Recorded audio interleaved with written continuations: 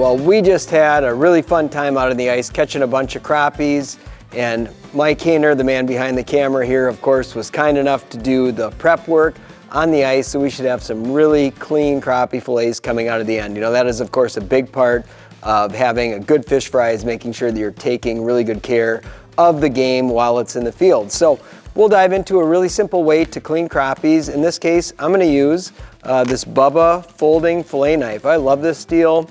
I keep it in my boat. It's just easy to store. You can put it, you know, wherever, and you've got a really sweet blade that's good to go. So this is a great all-around utility fillet knife. The one thing I will say about the Bubba blades is that's really hard steel, and they hold an edge extremely well. So the way I like to clean crappies is with the fixed blade, and I'm just going to do the standard method here where you're going around the rib cage. So let's get started on crappie number one. We've got a bunch of them to go here. So first things first, I'm going to slide in right behind the gill plate, and of course the scales go towards the back. So I want to kind of angle that knife forward right behind the gill plate so I can get through those scales. And I'm going to come in behind the head, and then I'll circle that right back down towards the belly here.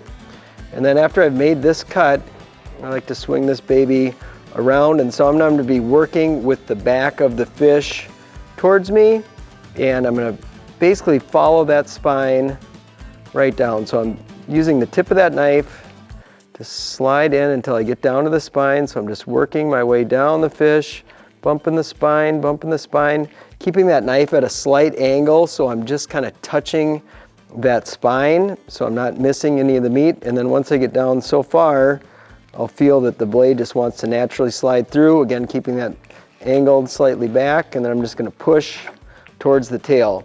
Now for me, I like to make that first cut back towards the rib cage because there's a little pocket that I always seem to miss if then I'm popping these pin bones from the front. So I'm going to just follow that blade in from where I made the cut down. I'm just peeling that back, and now I'm going to reverse that. And this is where you kind of you want a nice sharp knife for the tip to be sharp so you can kind of cut those pin bones. So now once those pin bones are cut, I'll turn this around. You can see that I've followed my way down through here, and these pin bones are basically right in here. And so I use the tip of that knife to pop those pin bones. Now the angle is going to change. I'm going to try to follow those ribs the best I can.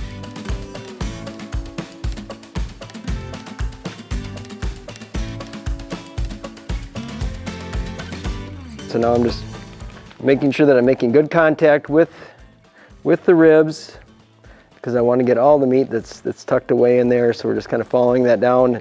And I know a lot of people tend to just ignore this belly meat, but there's a lot below the rib cage and towards the back here. So I'm going to want to make sure that I get that just right above the anal fin there. There's a nice chunk of meat that still sits right here. So I want to make sure that my knife gets in and clears all that stuff out. So now I've got a chunk of crappie right there. I'm just going to repeat this on the other side. So again, coming in so we're not really crunching into the scales. You want to slide in underneath the scales.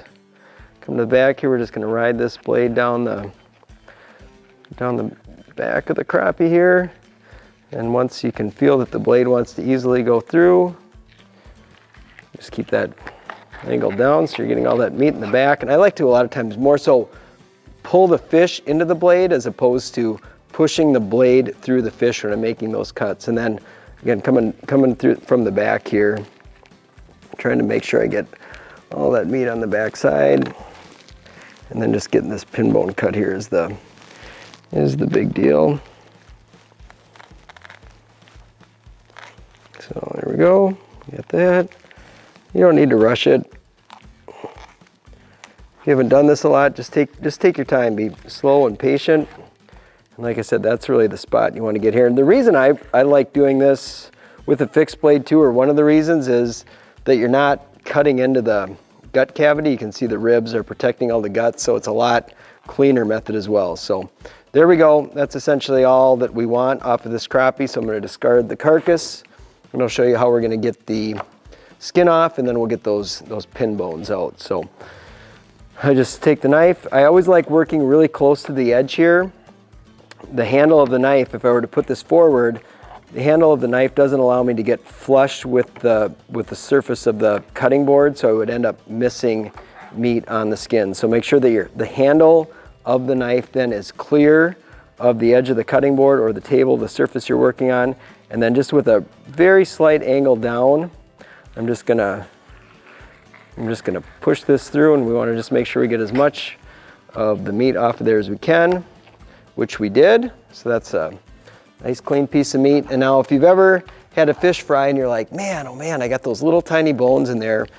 We call these pin bones, and they just run basically right along the lateral line. So if you ran your finger over this fillet, you would feel these bones right here. And so they're really easy to remove. It's simple. Just feel with your fingers where they're at.